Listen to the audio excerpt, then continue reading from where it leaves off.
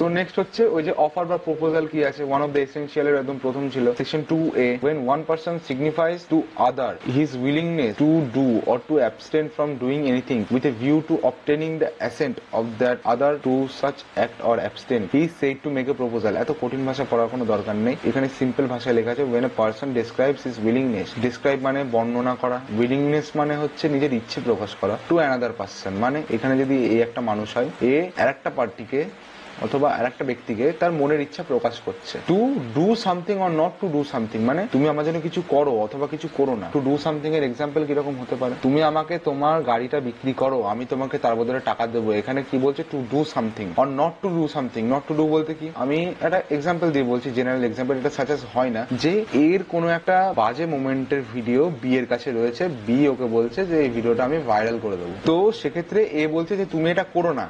So he is abstaining from doing something to the another party. কিছু করাও হতে পারে, কিছু না করাও হতে পারে, যে তুমি এখানে কিছু করো না, আমি তোমাকে টাকা দিচ্ছি। তাহলে সেই ক্ষেত্রে এই তার উইলিংনেস আর একটা পার্টির কাছে জানাচ্ছে, তো সেটা হচ্ছে অফার অথবা প্রপোজাল, দুই রকমই আসতে পারে। এখানে হচ্ছে Y gave a proposal to Z that he wanted to sell his car worth 5 lakh rupees. Here Y expressed his willingness to Z. So this is an offer. এই ইচ্ছা প্রকাশ করলো যে তাকে কিছু করতে, তার গাড়িটা বিক্রি করবে, তাই টাকা চাইলো, এটা কিছু করার জন্য বললো, এটা to do something. Abstain from doing something এর একটা এক্সাম্পল দিয়ে দিতে পারো, কোনো অসুবিধা নেই। তো এখানে এই দুটো টার্ম যে আছে না, অফারার আর অফারি, এই দুটো টার্ম একটু ভালো করে মাইন্ডে রাখবে। তো এই যে অফারার লাস্টে আর মাঝে মানে the person who makes the offer, আর offeree the person to whom the offer is given, মানে যাকে অফার করা হয়, এই যে পার্সন বি সে হচ্ছে অফারি, আর যে অফার করছে সে হচ্ছে অফারার। এই টার্ম দুটো ভালো করে মাথায় রাখবে যাতে ভবিষ্যতে কোনো রকম অসুবিধা না হয়। তো ওখানে অফারের কিছু রকম টাইপস রয়েছে। ফার্স্ট টাইপ হচ্ছে ইমপ্লাইড অফার, সেকেন্ড টাইপ হচ্ছে এক্সপ্রেসড অফার। ইমপ্লাইড মানে কি, according to section 9 of Indian contract act, implied offer is an offer which is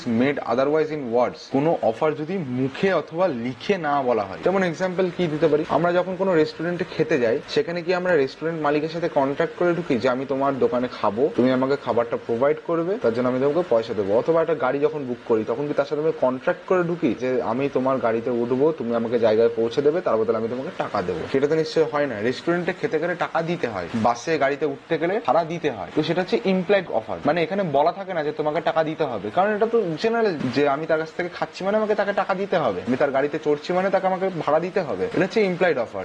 expressed offer মানে যেটা এক্সপ্রেস করা হয়। Offer would be an express offer when it is made by words, মানে যখন মুখে বলা হয়। It can be oral or written, মানে কাউকে মুখে বলেও অফার করা যেতে পারে অথবা লিখে নিয়ে অফার করা যেতে পারে। তো এটা সব থেকে ভালো এক্সাম্পল কি, পি কিউ কে গিয়ে বললো যে সে তার মোবাইল 10,000 টাকা বেচতে চায়, তাহলে সেটা গিয়ে হচ্ছে এক্সপ্রেসড অফার হয়ে গেল। সে এক্সপ্রেস করছে যে সে তার মোবাইল বেচতে চায়, সেটা কিন্তু এক্সপ্রেসলি অফার দিচ্ছে। তো এই এক্সপ্রেস অফারে দুটো ভাগ রয়েছে, একটা স্পেসিফিক অফার, একটা জেনারেল অফার। তো স্পেসিফিক অফার মানে যখন একটা স্পেসিফাইড পার্সনকে অফারটা করা হয়। পি যখন কিউকেই বলছে যে আমি আমার মোবাইলটা তোকে 10,000 টাকা বিক্রি করতে চাই, পি শুধুমাত্র কিউকে বলছে, তাহলে এটা specific offer, an offer which is made to a specific person. General অফারটা কি জানিস, আমি যখন একটা ব্যানার দেবো, আমি অনলাইনে একটা অ্যাডভার্টাইজমেন্ট দিতে পারি, সেক্ষেত্রে সেটা জেনারেল অফার হতে পারে। যে এখানে এক্সাম্পল দিচ্ছি, x lost his dog and he gives an advertisement in paper that he will give 10,000 rupees if anyone finds his dog. তার কুকুরটাকে কেউ যদি খুঁজে দেয়, সে কিন্তু পি কে বা কিউ কে গিয়ে কিন্তু বলছে না যে আমার কুকুরটা তুমি খুঁজে দিলে আমি তোকে টাকা দেবো, সে কিন্তু জনসাধারণকে বলছে যে আমার কুকুরটা খুঁজে দেবে তাকে আমি টাকা দেবো। সে কিন্তু স্পেসিফিক কোনো পার্সনকে বলেনি। তো সেটা হচ্ছে জেনারেল বা পাবলিক অফার। নেক্সট হচ্ছে কি cross offer. Cross offer is an offer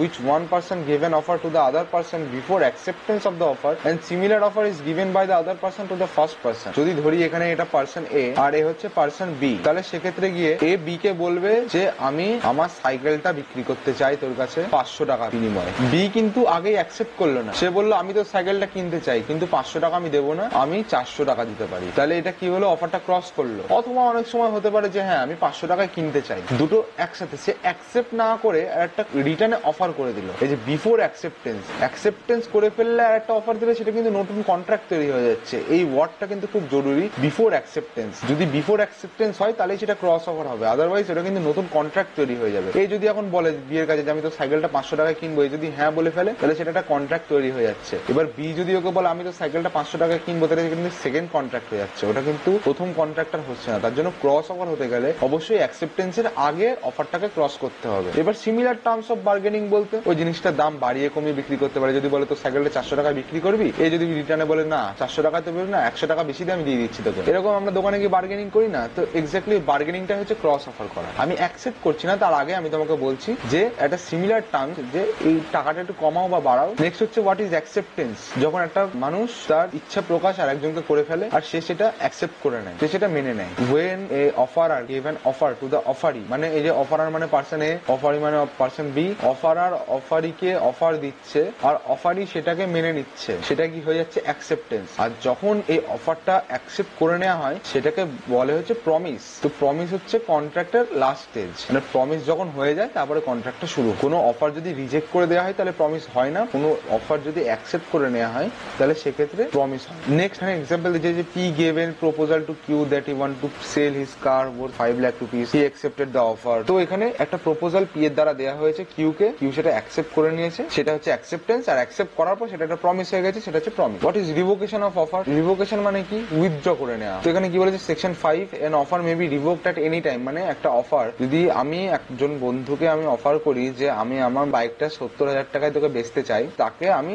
অফারটা তুলে নিতে পারবো যে না আমি বাইকটা বেচবো না, কিন্তু সেটা সবসময় হবে না। Before the acceptance of the offer, মানে আমি যে আমার বন্ধুকে অফার করছি যে আমি আমার বাইকটা 70,000 টাকায় বিক্রি করব, সে যতক্ষণ না অ্যাকসেপ্ট করছে তার আগে অব্দি আমার রাইট আছে, মানে অধিকার আছে আমি এই অফারটাকে তুলে নিতে পারি। সে যদি একবার অ্যাকসেপ্ট করে নেয় তাহলে আমাকে সেটা বাধ্যতামূলক ভাবে বিক্রি করতেই হবে। কিন্তু সে যতক্ষণ না অ্যাকসেপ্ট করছে, সে যদি আমাকে বলে আমাকে 15 দিন টাইম দেবে তারপর জানা, তুমি কি করলে কি 7 দিন পরে গিয়ে তাকে বললে যে না ভাই আমি বাইকটা বলেছিলাম বিক্রি করবো, বিক্রি আমি করবো না, এখানটাই বি কিন্তু আর তোমাকে পাল্টা বলতে পারে না যে না তুই বলেছিলি বাইকটা বিক্রি করবি, আমি টাকা ফাঁকা লোন নিয়ে নিলাম বাইকটা কেনার জন্য, সেটা কিন্তু বলতে পারে না। কারণ যেহেতু সে অ্যাকসেপ্টেন্সের আগে তুমি তাকে রিভোক করে নিয়েছো সেই অফারটা, যদি সে একবার অ্যাকসেপ্ট করে নেয় তাহলে তোমাকে বাধ্যতামূলকভাবে বিক্রি করতেই হবে। এটা হচ্ছে রিভোকেশন অফ অফার।